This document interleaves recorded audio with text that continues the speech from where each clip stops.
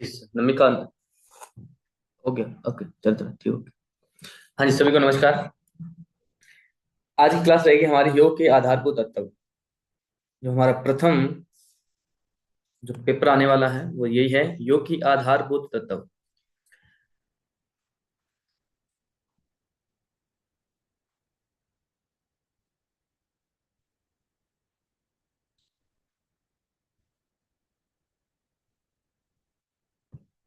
आपको शो हो रही होगी आपको स्लाइड। स्क्रीन शेयर हो रही है आपको, मानसी?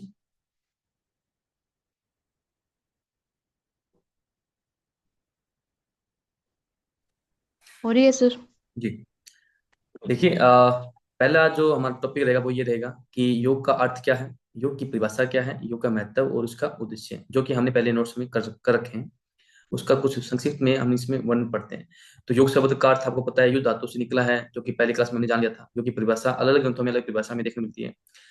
ठीक है ना। योग का आज के समय क्या महत्व है इस क्षेत्र इन क्षेत्रों में, ठीक है ना, वो हम जानेंगे आगे इसके सुदृश्य यानी कि पूरे विस्तार के साथ। ठीक है। तो इसमें इस तरह के प्रश्न आते हैं कि योग का बताइए कि आप स्वास्थ्य के क्षेत्र में योग का क्या महत्व है। आपको एक टिप्पणी लिखनी होती है। कम से कम एक प्रश्न 40 नंबर का ऐसा कुछ होता है, या फिर 20 नंबर का प्रश्न कुछ होता है, वो आपको इसमें बताना होता है। तो देखिए, इसका जो उद्देश्य है, उद्देश्य पे हम चर्चा करते हैं कि उद्देश्य के ऊपर क्या बताया गया है। कि योग शब्द का अर्थ और परिभाषा सब जान सकेंगे कि हम इसका मेन मकसद क्या है, कहाँ कहाँ इसका भी प्रयोग हो जाता है। वैदिक काल में, उपनिषद में, दर्शन काल में, टीका काल में। ठीक है ना। को इसको हम लोग अच्छे से समझ सकते हैं वहां पे। वैदिक काल में आपको पता है कि जैसे कि जो अपने वेद बताए गए हैं, 4 प्रकार के जो वेद हैं हमारे। ठीक है ना, ऋग्वेद, यजुर्वेद, सामवेद, अथर्ववेद। ठीक है ना। उपनिषद कितने बताए गए हैं कि 108 उपनिषद इसमें आपको टोटल बताए गए हैं। 108 उपनिषद होते हैं, जिसमें से हमने कितने कर ले रखे हैं, जिसमें हमने 10 उपनिषदों को हमने मुख्य मान रखा है। 10 उपनिषदों को हम पढ़ते हैं। दर्शन हमारे कितने दर्शन है? 6 दर्शन है, जिसके बारे में हमने पिछले क्लास में डिस्कस कर चुके हैं। ठीक है ना। भक्ति काल के योग, भक्ति काल के साथ योग के व्यवहारिक काल या हठ योग काल का अध्ययन कर सकेंगे। ठीक है ना। क्योंकि आपको पता है कि भक्ति योग नाद योग का एक प्रकार है, नाद योग के अंतर्गत आता है। और हठ योग क्या है, एक राजयोग के अंतर्गत आता है। हठ योग का उद्देश्य क्या है? राजयोग की प्राप्ति है। इसके बारे में हम लोग पूरे विस्तार के साथ अपनी क्लास में ही इसके बारे में जानेंगे। ठीक है ना। तो अब जाते हैं योग की परिभाषा क्या है, या फिर योग का अर्थ क्या है, इसको हम समझते हैं। देखो, एक पुस्तक हुई थी महर्षि पाणिनि, जिस प्रकार से हम लोग व्याकरण पढ़ते हैं ना। एक व्याकरण एक अध्ययन है, जिसमें व्याकरण के बारे में, व्यंजन के बारे में, स्वरों के बारे में पता लगता है। वो भी किसी न किसी ने व्यक्ति ने पुस्तक लिखी है। ठीक है ना। अब वो पुस्तक लिखी है, वो किसी अन्य पोएट ने लिखी है, लेकिन योग का जो भी मतलब जानते हैं वो पाणिनि द्वारा लिखित है। उन्होंने ही सबसे पहली परिभाषा बताई है, योग की क्या परिभाषा है। पुस्तक में आपको यही मिलेगा, महर्षि पाणिनि। ठीक है ना। उसकी, ये तो पाणिनि व्याकरण है, नाम इसका पाणिनि व्याकरण है। लिखी किसने? महर्षि पाणिनि ने लिखी है। ठीक है ना। पाणिनि ने योग की व्युत्पत्ति यानी कि उसकी उत्पत्ति कहाँ से बताई गई है? युजिर योगे, यानी कि युज मतलब युजिर योगे का मतलब क्या है? योग ही जीवन का आधार है। ठीक है ना। को क्या बताया? युज को, इसे एक धातु है, युज धातु से इसका इस शब्द का एक वर्णन निकला है। युज को 3 अर्थों में विभक्त किया गया है। कौन कौन से? एक तो है युजिर योगे, कि युजिर योग के माध्यम से जोड़ना। दूसरा है युज समादो। ठीक है ना। किसी योग क्या है? योग के माध्यम से समाधि की प्राप्ति करना। एक है युज संयम, नहीं, युज संयम मतलब क्या होता है? कि संयम करना। ठीक है ना। युज संयम। तो इन युज को इन्होंने क्या किया, देखो योग की सब उत्पत्ति कहां से हुई? युज धातु से हुई है। ठीक है ना। युज धातु को 3 भागों में विभक्त किया है, युज योगे, युज समाधो, युज संयम ने। ठीक है ना। इन 3 धातुओं में इसकी मानी जाती है। ठीक है। प्रथम इसकी उत्पत्ति के अनुसार योग शब्द का अनेक अर्थों में प्रयोग किया गया है, जिसका अर्थ क्या है? जोड़ना, मिलाना, मेल करना। किसकी? योग शब्द की। ठीक है। इसी आधार पर जीवात्मा और परमात्मा का मिलन योग कहलाता है। ठीक है ना। कि हम इसके आधार पर हम कह सकते हैं जीवात्मा और परमात्मा। यहाँ पे जीवात्मा कौन है? हम है, हमारी आत्मा है। का परमात्मा के साथ मिलना ही क्या कहलाता है? योग कहलाता है। ठीक है ना। इससे संयोग की अवस्था को समाधि की संज्ञा भी दी जाती है। ठीक है ना। ये जो संयोग हो रहा है ना, आत्मा परमात्मा, ठीक है ना, इसको ही क्या कह देते हैं? समाधि कह देते हैं। ठीक है ना। जो कि जीवात्मा और परमात्मा की समता है। महर्षि पतंजलि ने योग शब्द को समाधि के अर्थ में प्रयुक्त किया है, इसलिए सबसे पहले उन्होंने समाधि, जो हमारा ना कहते भी योग, जब हमने कल पढ़े थे कि पतंजलि योग सूत्र के अंदर कितने अध्याय हैं? 4 अध्याय हैं, 4 पाद बताए गए हैं। पहला पाद कौन सा है? समाधि पाद। तो क्योंकि महर्षि पतंजलि का जो प्रथम मुख्य जो लक्ष्य क्या था? समाधि की प्राप्ति करना। ठीक है ना, समाधि की प्राप्ति करना। ठीक है ना, मैंने समाधि के अर्थ में इसमें प्रयुक्त किया गया है। व्यास जी हैं, एक वेद व्यास जी हैं, ठीक है ना, वेद व्यास जी हैं, वेदांत दर्शन और वादरायण जी जिसको हम कहते हैं, ठीक है ना, ने योग शब्द को,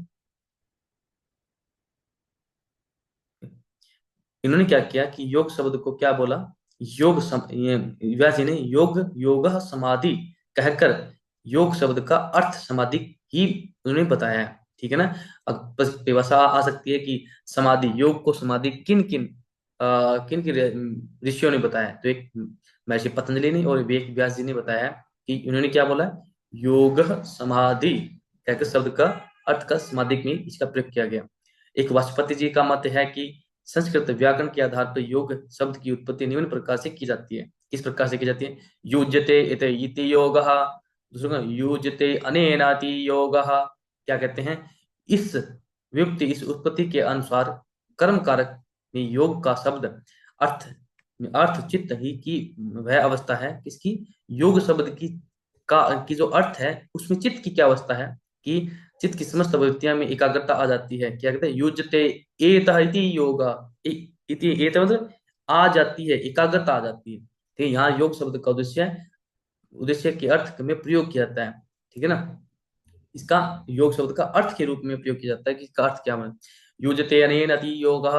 ठीक है, इसकी उत्पत्ति के अकॉर्डिंग क्या कहते हैं, योग शब्द का जो भी अर्थ है वह साधन है जिससे समस्त चित्त की वृत्तियां एकाग्र चित्त में लाई जा सकती है। योगन अनेन अति योग, अनेन जितनी भी अपनी इंद्रियां हैं वृत्तियां हैं उन सबको एकाग्रता के रूप में लाया जा सकता है। ठीक है ना, और योग के प्रकार बताएं इसी आधार पर योग के विभिन्न संसाधनों का जैसे कि हठ योग है, मंत्र योग है, भक्ति योग है, ज्ञान योग है, कर्म योग है, जो हमने 6 प्रकार कल पढ़े थे, आदि को हठ योग, मंत्र योग, भक्ति योग, ज्ञान योग या कर्म योग के नाम से इसे पुकारा जाता है।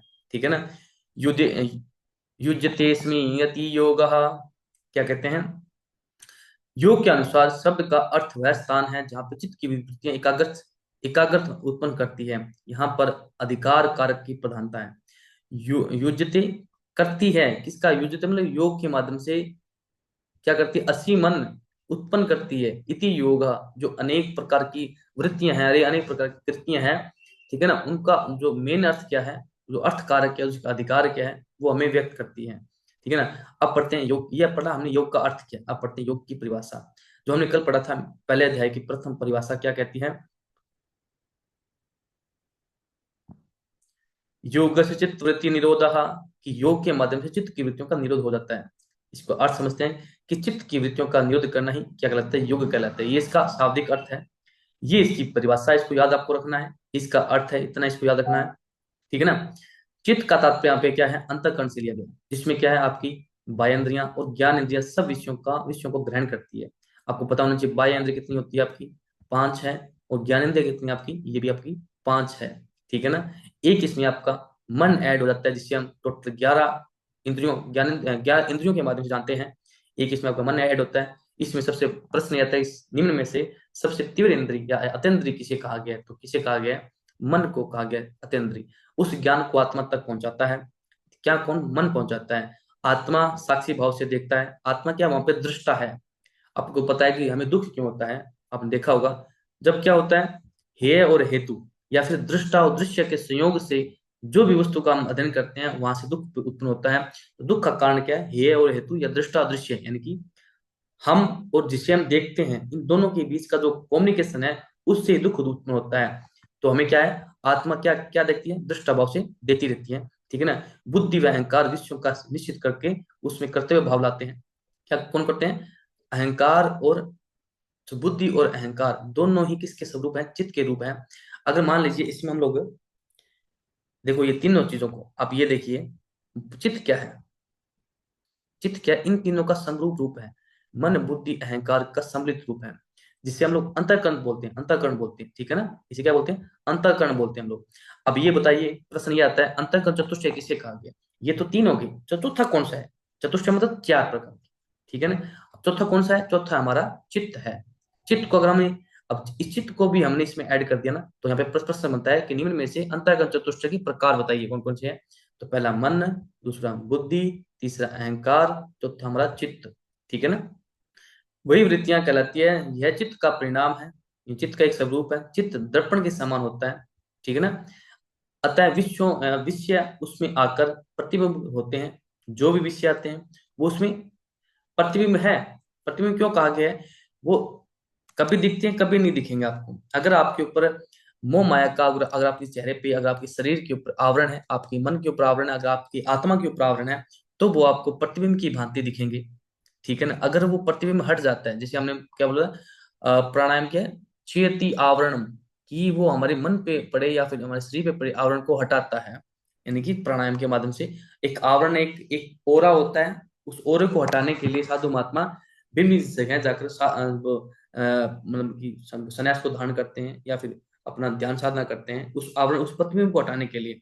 अर्थात चित्त विषयाकार हो जाता है, यानी कि चित्त हमारा विषयों में अलग अलग प्रकार से भटक जाता है, ठीक है ना।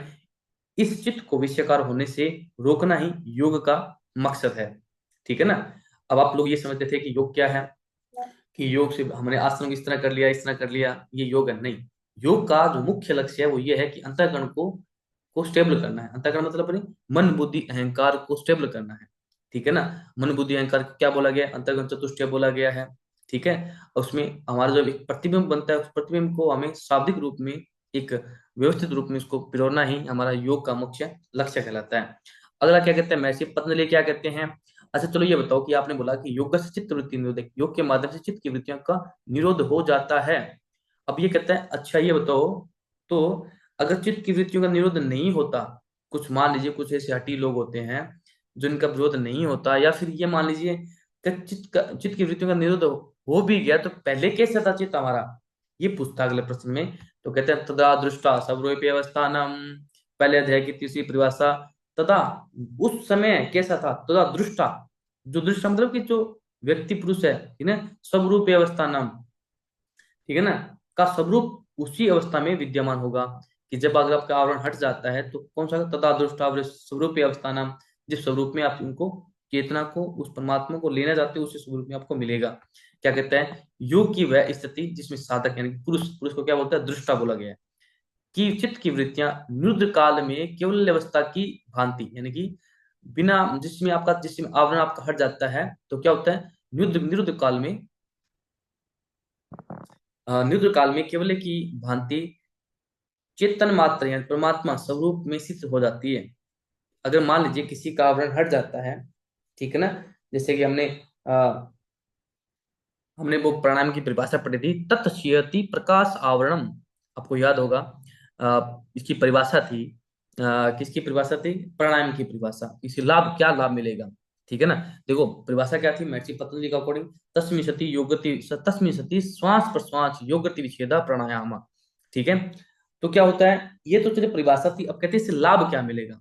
तो लाभ क्या होगा? तत्क्षयति प्रकाश आवरणम, ठीक है ना। जो हमारा अपने मन के ऊपर या अपने विचारों के ऊपर जो आवरण छपा होता है उसका क्षीण हो जाएगा, वो खत्म हो जाएगा।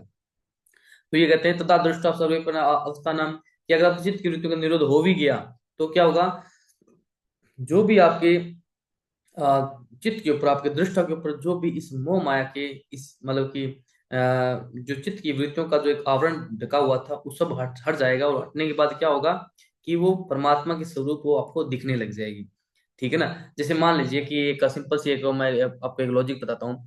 कोई जैसे नशा करने वाला बंदा था, उसने क्या किया कि उसको पता था कि मैं नशा करता हूँ और मुझे, मेरे समाज में और मेरे परिवार में मुझे, मेरी कोई छवि नहीं रह गई है। अगर मान लीजिए अगर वो नशा छोड़ देता है तो घर वाले उसको क्या बोलते हैं कि क्या बोलते हैं, घर का बुला, ऐसा बोलते हैं कि बुला आए तो उसको ले लेना चाहिए, उसको बोलते हैं।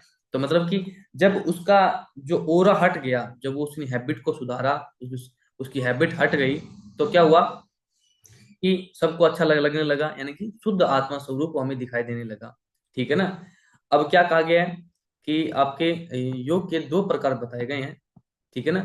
महर्षि पतंजलि के अकॉर्डिंग योग के दो प्रकार बताए गए, उनकी संप्रज्ञात, असंप्रज्ञात। हम इसको और अच्छे से डिफाइन करेंगे जब हम लोग इसका जो हमने नेक्स्ट क्लास में हम पढ़ने का एक निर्णय लिया था कि पतंजलि योग सूत्र को पूरा पढ़ना है, उसमें आएगा संप्रज्ञात असंप्रज्ञात समाधि क्या होती है, ठीक है ना। इसमें देखिए थोड़ा सा, इसमें डीप चीजें बताई गई है। संप्रज्ञात समाधि में तमो गुण गौण मात्र, गौणतम रूप में रहता है। अब ये तम क्या है? ये तम क्या है कि संप्रज्ञात समाधि में ही क्यों हो जाता है। ठीक है, कि संप्रज्ञात समाधि में तमोगुण गौण हो जाता है। गौण मतलब क्या होता है कि मतलब रहता तो है पर सात्विक रूप से दिखाई नहीं देता। ठीक है ना। जैसे मान लीजिए कि तीन गुण आपके मैंने मैंने बताए थे, तीन गुण आपके अंदर होते हैं। कौन कौन सा पहला गुण गुण गुण था आपका? पहला था आपका राजसी गुण, दूसरा था आपका सात्विक गुण। ठीक है ना।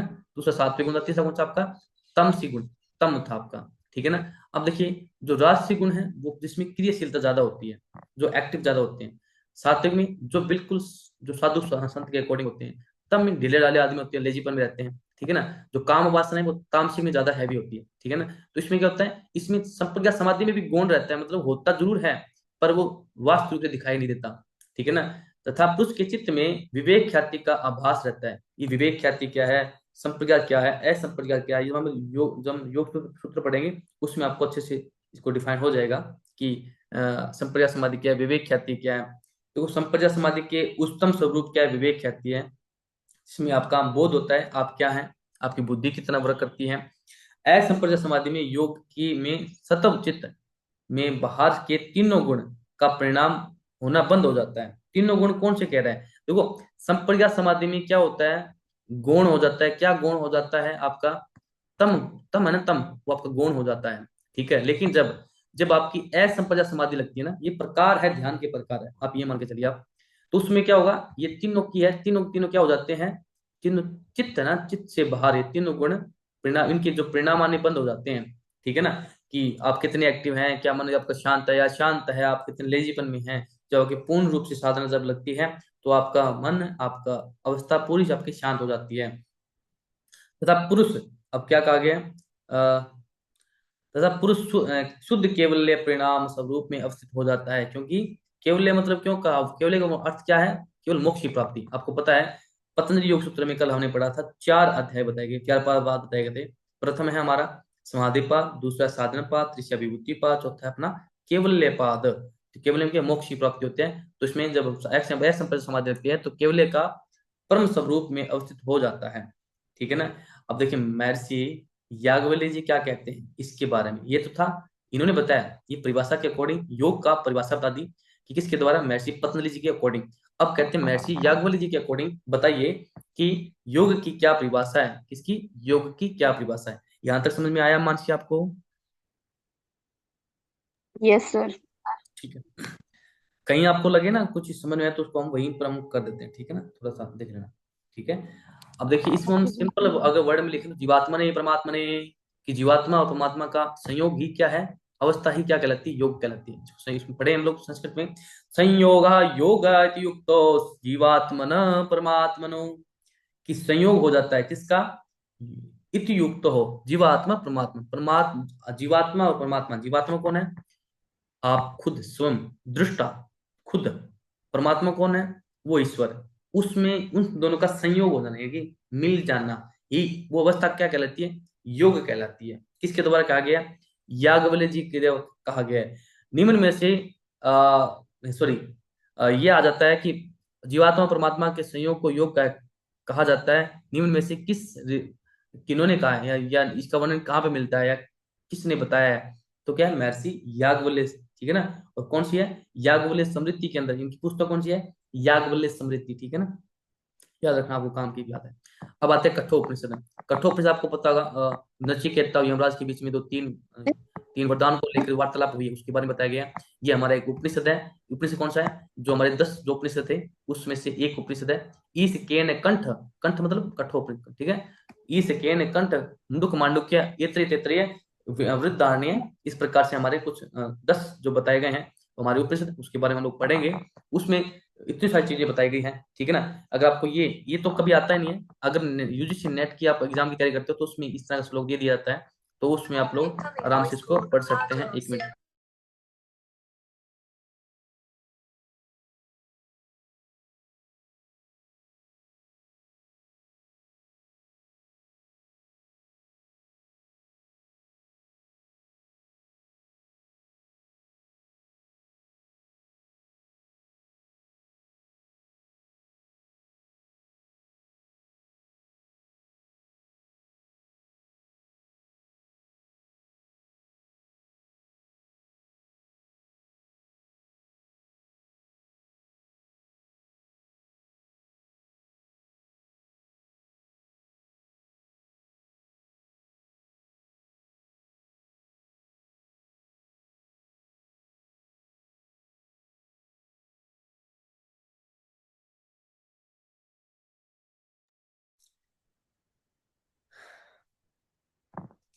अब देखिए, हम ये श्लोक नहीं पढ़ रहे, क्योंकि इसका वो विशेष महत्व नहीं है श्लोक का।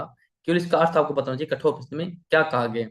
कठोपनिषद में इसमें ना नचिकेता ने बोला कि एक जब तीन जो वरदान मांगे थे ना, उसमें ये मांगा था वरदान में, अपने इंद्रियों के बारे में जानने के लिए बोला कि इंद्रियां इतनी क्यों एकाग्र होती है। इंद्रियों के बारे में एक प्रश्न था। ठीक है, तो यहाँ पे इंद्रियों के बारे में बताया कि इंद्रियों के द्वारा योग के माध्यम से इंद्रियों को शांत कर सकते हैं। तो केवल इसका अर्थ पढ़ेंगे। जब पांचों ज्ञानेंद्रियां, कौन कौन सी पांच ज्ञानेंद्रियां आपको पता होनी चाहिए? आपकी स्किन, आपकी जीवा, आपके कान, आपके नाक, ठीक है ना, आपकी आंख, ठीक है ना, इस प्रकार से आपकी जो पांच ज्ञानेंद्रियां, आपकी त्वचा, ठीक है। तो क्या होगा, इन पांच ज्ञानेंद्रियों के ज्ञानेंद्रियों मन के साथ स्थिर हो जाती है। जब आपकी पांच ज्ञानेंद्रियां मन के साथ स्थिर हो जाती है, और मिस मन क्या होता है, निश्चल बुद्धि के साथ आ जाता है, मतलब कि बुद्धि के साथ आ जाता है, वह अवस्था परम गति की कहलाती है। क्या क्या है? बुद्धिश्च न विशिष्टति ताम तामहु परमा गति, परमाणु गति, परम गति के साथ आ जाती है, मतलब उसे परम गति कहते हैं। ठीक है ना। इंद्रियों की स्थिर धारणा ही योग कहलाती है। क्या कहलाती है? इंद्रियों की स्थिर धारणा क्या कहलाती है? मनयन्ते स्त्री इंद्रियाणम धारणम, ठीक है ना, इंद्रियन धारणम, ठीक है ना, वो क्या कहलाती है? इंद्रियों की स्थिर धारणा ही क्या कहलाती है? योग कहलाती है।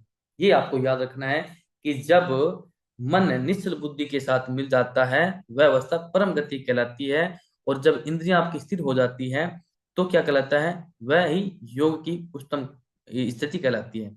जिसकी इंद्रियां स्थिर है और प्रमादहीन हो जाता है, प्रमाद में तम गुण उसमें उसमें नहीं होता, उसमें शुभ संस्कार की उत्पत्ति और अशुभ संस्कारों का नाश होने लग जाता है।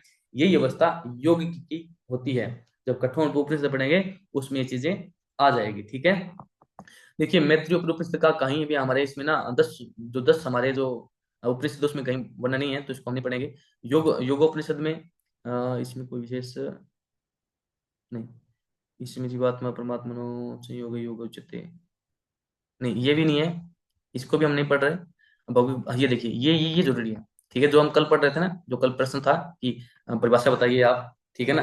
तो इसमें एक और परिभाषा, ये देखो, दो परिभाषा आ गई ना, दूसरे अध्याय की 50वीं परिभाषा, दूसरे अध्याय की 48वीं परिभाषा, ये आपको हमेशा याद रखनी है। भगवान श्री कृष्ण क्या कहते हैं गीता में? क्या बताया गया है कि योगेश्वर क्या कहते हैं भगवत गीता में? भगवान श्री कृष्ण अर्जुन को क्या बोलते हैं? योगस्थ कुरु कर्माणि संगत्वा धनंजय, धनंजय मतलब अर्जुन, अर्जुन को बोला गया धनंजय, ठीक है ना। सिद्ध सिद्ध्यो सिद्ध असिद्ध्यो समो भूत्वा सत्वम योगोचते, कहते हैं हे धनंजय, हे अर्जुन, कुरु योगस्थ कुरु कर्माणि, अरे तू अपना कर्म कर। योगस्थ कुरु कर्माणि, योग में स्थित होकर अपना कर्म कर। कुरु कर्माणि, जो अपना कर्म है उस पे कर्म कर, ठीक है ना। संगत्वा धनंजय, ठीक है ना, तू अपनी इस आसक्ति को त्याग कर, हे अर्जुन, तू अपना कर्म कर, समभाव में कहो कि कर्म कर। चाहे कुछ भी हो, सिद्धि हो या असिद्धि हो, में समानता में भेद मत कर। सिद्ध सिद्ध्यो सिद्ध असिद्ध्यो, ठीक है, जो होगा जो तो होगा, ठीक है। सिद्धि हो असिद्धि में समता, बुद्धि से कार्य करने की ही योग कहलाता है, ठीक है ना। समो भूतवा सत भूतवा मतलब कि भूत मतलब इस भूमि तक, भूत मतलब इस जो पांच महाभूत बताए गए हैं, इनके माध्यम से अगर तुझे सिद्धि मिले, असिद्धि मिले, दुख मिले, हार मिले, जीत मिले, या कुछ भी हो, तुझे तुझे सिर्फ अपना फोकस करना है, अपने कर्मों पर फोकस करना है। समभाव से समतम योग उच्चते, सम रहकर ही अपना कर्म कर, ठीक है ना। हम लोग क्या करते हैं? हम पढ़ाई करते रहते हैं, पढ़ाई करते रहते हैं, अगर हम क्वालिफाई नहीं होंगे, तो हम लोग क्या बैलेंस हो जाते हैं, कि इनबैलेंस हो जाते हैं कि हमारे साथ ऐसा क्यों हुआ, ठीक है ना। हम बिल्कुल स्थिर नहीं रह पाते। कारण क्या है इसके पीछे? कारण यही है कि हम अपने अपने आप को नियंत्रण नहीं कर सकते, क्योंकि हम लोग इस भौतिक जगत में रह रहे हैं। तो यहाँ भौतिकवाद, इस पर्यावरण में रह रहे हैं, इस पर्यावरण की जितनी भी कार्य प्रणाली है, उसमें हम विलीन हो जाते हैं। इतना विलीन हो जाते हैं कि हमें नहीं पता कि हमारा मन, हमारी चिंताएं कब एक्टिव हो गई। वो कहते हैं अपनी चिंताओं को स्थिर कर, चाहे सिद्धि हो असिद्धि हो, तुझे जो मिले या न मिले, अपने कर्म में फोकस कर, कर्म करते रहो। युगस्थ कुरु कर्माणि संगत्वा धनंजय सिद्ध सिद्ध्यो समो भूत्वा स्वतम योग उच्यते, ठीक है ना। तो स्वतम का भाव अपनी होना चाहिए, सम भाव रहना चाहिए। दुख हो, हार हो, जीत हो, पराजय हो, जय हो, ठीक है ना, गर्मी हो, सर्दी हो, दोनों अवस्थाओं में आपको ठीक रहना है। अगर आप मान लीजिए कि आपने आपको मान लीजिए कि आप किसी माध्यम से आपको सुखी मिल रहा है, सुख मिल रहा है आपको बहुत सारा, आप इतने सुखी हो जाते हो कि ये भूल जाते हो कि इसके बाद में दुख भी आएगा। क्योंकि सुख और दुख एक सिक्के के दो पहलू हैं। ठीक है, ये जीवन में उतार चढ़ाव का एक काम रहता है। अगर मान लीजिए किसी को सुख हो गया, दुख ना हुआ, तो फिर क्या उसको सुख सुख की वैल्यू नहीं पता लगेगी। दुख हो गया, सुख नहीं होगा, तो उसकी आशा समाप्त हो जाएगी। ठीक है ना। तो समय समय की बात है, समय परिवर्तनशील है, समय बदलता रहता है। ठीक है। अगला देखिए, अपने कर्मों पे फोकस करें। भगवान श्री कृष्ण जी ये कहते हैं। दूसरे अध्याय की 50वीं परिभाषा क्या कहती है? बुद्धि युक्तो जाहिते उभे सुकृत दुष्कृते संग तस्माद्यो युजस्व योग कर्म कौशलम। ठीक है ना। देखो इसको आप, इसको ये आपकी परिभाषा अगर आपने स्टार्टिंग से पढ़ेंगे तो आपको अच्छे से इसको याद हो पाएगी। अगर जल्दी से करेंगे तो फिर नॉट पॉसिबल कि आप इसको समझ पाएंगे। इसको आराम से पढ़िए। योगस्त, योगस्त, बस, योगस्त कुरु कर्माणि। ठीक है, कर्माणि संग, संग अत्वा, यहाँ पे अत्वा बोल दिया, तत्वा नहीं बोल दिया, तयत्वा नहीं बोल दिया, अत्वा धनंजय, धनंजय सिद्ध असिद्ध्यो, यहाँ पे अ आ जाता है। ठीक है, सिद्ध असिद्ध्यो समो भूतवा स्वतम योग उच्यते। उसे हम क्या कहते हैं? स्वतम योग उच्यते बोलते हैं। इसमें देखिए क्या बोला जाता है? बुद्धि युक्तो जाहिते, ठीक है ना, उभे सुकृत दुष्कृत। ठीक है,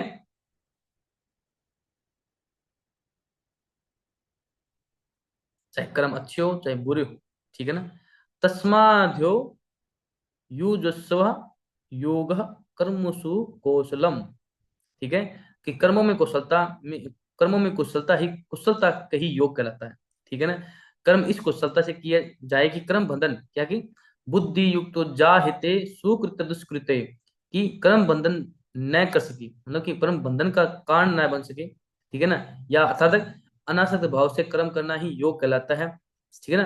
जिसमें आप किसी प्रकार का भेदभाव नहीं होना चाहिए। जो भी आप कर रहे हैं उसके ऊपर से अनासक्त, सक्त नहीं बोला गया, अनासक्त, मतलब उसके ऊपर से किसी प्रकार की आपकी भावना ये नहीं होनी चाहिए कि मैं अपने बच्चे को तैयारी करवा रही हूँ तो मुझे इसमें जॉब चाहिए, नहीं।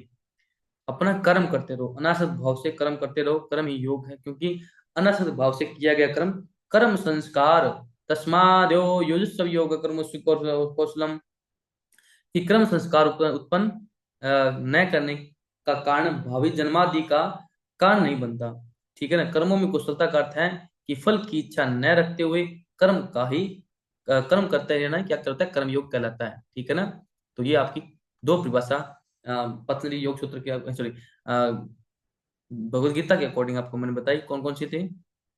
पहली परिभाषा कौन सी है? बताओ भी, कौन सी परिभाषा आपकी पहली परिभाषा कौन सी है? कहते हैं योगस्थ कुरु कर्माणि संगत्वा धनंजय सद्य सिद्ध्यो भूत्वा सत्वम योग उच्यते। ठीक है, सम भूत्वा सत्वम योग उच्यते। ठीक है। दूसरी कौन सी है? बुद्धि युक्त जायते उभिसिक्त दुष्कृता तस्माद्यो युजस्व योग कर्मसु कौशलम। ठीक है। तो ये परिभाषा इस प्रकार से आपको याद करनी है। अगले में क्या बताया गया है? पुराणों के अकॉर्डिंग क्या बताया गया है? पुराणों के अकॉर्डिंग ये आती है कि परिभाषा नहीं, ये परिभाषा आपको याद नहीं करनी, ये नहीं आती। दो परिभाषाएं आपको याद रखनी है। एक तो पतंजलि योग सूत्र के अकॉर्डिंग, दूसरी परिभाषा आपकी है भगवत गीता के अकॉर्डिंग। आपको परिभाषा ये याद रखनी है, ये परीक्षा में आते हैं। ये आपको इतना याद नहीं करना, आपको पुस्तकें मिल जाएगी। रागी रागो ये आता है परिभाषा। रागी रागो में किसके बारे में बताया? शिव और शक्ति का मिलन ही योग कहलाता है। ठीक है, सिंपल सी बात है कि शिव और शक्ति का मिलन, सिंपल बात तो नहीं है पर थोड़ा सा इसको समझने के लिए आप ये देखिए कि शिव क्या है। शिव आपकी राइट नोस्टल है और शक्ति आपकी लेफ्ट नोस्टल है। जब इन लेफ्ट और राइट में, आपको पता है नाक के दो भाग हैं, राइट और लेफ्ट, दोनों भागों में सम अवस्था में श्वासों का प्रवाह होगा, तब क्या होगा? आपकी सुषुम्ना जागृत होगी, तब आपके शरीर में बैलेंस आएगा। जब बैलेंस आएगा तब आपकी कुंडली शक्ति जागरण होगी, तब जाके आपकी योग की सिद्धि आपको प्राप्त होगी। यहाँ पे बात सिंपल लिखी है लेकिन इसका बात का मुख्य लक्ष्य कुछ और ही है।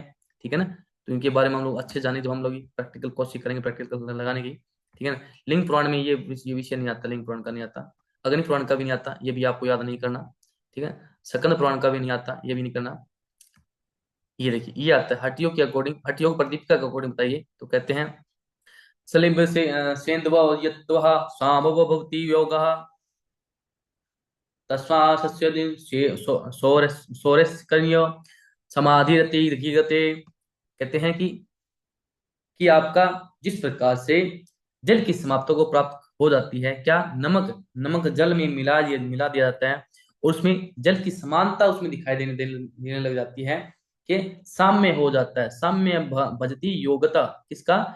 सलीम पे और सेंध सेंध मतलब नमक को बताया गया। सालिम पे मतलब कि समान हो जाते हैं। ठीक है, क्या समान होते हैं? नमक और पानी। तस्मा तब क्या होता है? तब कौन सी होता है? सौर्य कन्या। जो सौर्य होते हैं, सोने मतलब कि जो आपका नमक का जो स्वरूप होता है वो छुप जाता है। सा धीरे सा धीरे मतलब कि पानी, फिर धीयते पानी में धारण कर दिया जाता है, तो वो अवस्था योग की कहलाती है।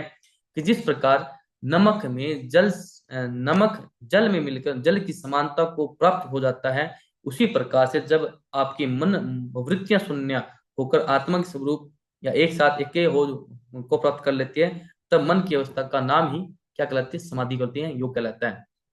ठीक है ना? तो इस प्रकार से आपको कुछ परिभाषा है जो को याद आपको रखनी है। ये परिभाषा आपको याद रखने की जरूरत नहीं है, ये कभी आई नहीं है, लेकिन आपको हठयोग प्रदीपिका में क्या कहा गया है, नमक और पानी का स्वरूप बताया गया, वो आपको पता होना चाहिए। तो आप ये बताइए, कुछ प्रश्न बने, प्रश्न बताइए, सत्य असत्य बताइए। युजरी योग शब्द हठयोग के अर्थ में प्रयोग किया गया, बताओ भाई। युजरी योग है, बताओ हठयोग के रूप में बताया गया है, सही है या गलत है? आपने पढ़ा, सही या गलत बताओ। राइट। जी बिल्कुल राइट है ये। यूजरी योग है मतलब कि योग का मकसद क्या है? हट्टियों की प्राप्ति है। खै बताइए इसका, योग से त्रुटि निरोध है, पतंजलि योग सूत्र का सूत्र है, बताइए यस नो। पतंजलि योग सूत्र का सूत्र है योग से त्रुटि निरोध। यस।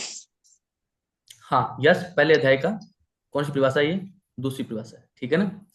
अगला देखिए, तदा दृष्टा स्वरूप स्थान सूत्र किसके अंतर्गत आता है? हठ योग पर दीपिका, शिव संहिता, पतंजलि योग सूत्र या केवल संहिता में, बताओ किस में आता है?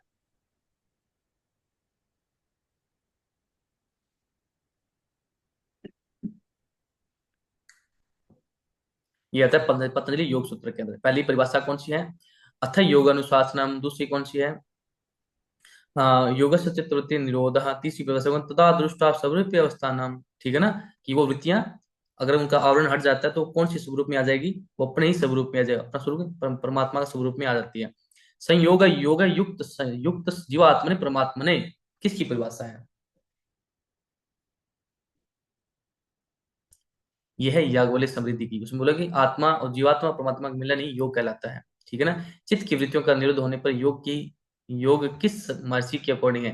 कि चित्त की वृत्तियों का जब निरोध हो जाता है तो वृत्तियां किसके स्वरूप में आ जाती है? ये आ जाती है महर्षि पतंजलि के अकॉर्डिंग। कहते हैं योग चित्त वृत्ति निरोध है। जब चित्त की वृत्तियों का निरोध जब हो जाता है तो अ, जो चित्त का वृत्तियों का जब निरोध हो जाता है ना, तब आपकी मुख्य वृत्तियां समाप्त हो जाती है। ठीक है? अब देखिए, भगवत गीता के अकॉर्डिंग क्या है? श्रीमद् भगवत गीता में किसका उपदेश है? हरि कृष्ण का, बाल कृष्ण का, श्री श्री कृष्ण जी कृष्ण जी का या का। लाल कृष्ण जी का? बताओ, ये तो बता दोगे। जी श्री कृष्ण जी का। ठीक है ना? तो आज हमने पढ़ा इसकी परिभाषा, इसका अर्थ पढ़ा कि इसका अर्थ क्या है, इसकी परिभाषा हमने पढ़ी। तो अभी 1 मिनट में ना ये एंड हो जाएगी मीटिंग, पता नहीं इतनी जल्दी क्यों मीटिंग एंड हो रही है। तो कोई बात, हम दोबारा इसको कोऑपरेट कर लेंगे, ठीक है जी। ठीक है। अ, अगला देखिए, योग का महत्व क्या है। महत्व तो आप ये आपको पुस्तक जाएगी तो उसमें पता लग जाएगा कि स्वास्थ्य के क्षेत्र में क्या महत्व है। आज आपके समय पता है कि योग अभ्यास हर स्वास्थ्य विशेष के लिए जरूरी है। योग उपचार के क्षेत्र कौन कौन से हैं? ठीक है, उपचार के क्षेत्र कौन कौन से हैं? अगला देखिए, योग के आधार सॉरी खेल कूद में योग का क्या महत्व है? ठीक है ना? शिक्षा के क्षेत्र में क्या महत्व है? पारिवारिक महत्व क्या है इसका? ठीक है, तो ये कुछ समाज में आज के समय महत्व क्या है? अर्थ दृष्टि से जो धन की उत्पत्ति कैसे हो, उसके बाद में आध्यात्मिक क्षेत्र में, ठीक है ना, योग का क्या महत्व है? ये आपको एक लिखना पड़ेगा, मतलब याद करना ओके पड़ेगा सर। आपको, कि ये आपको परीक्षा में भी पूरा लेंथ लिखना पड़ेगा। ठीक है? योग का उद्देश्य,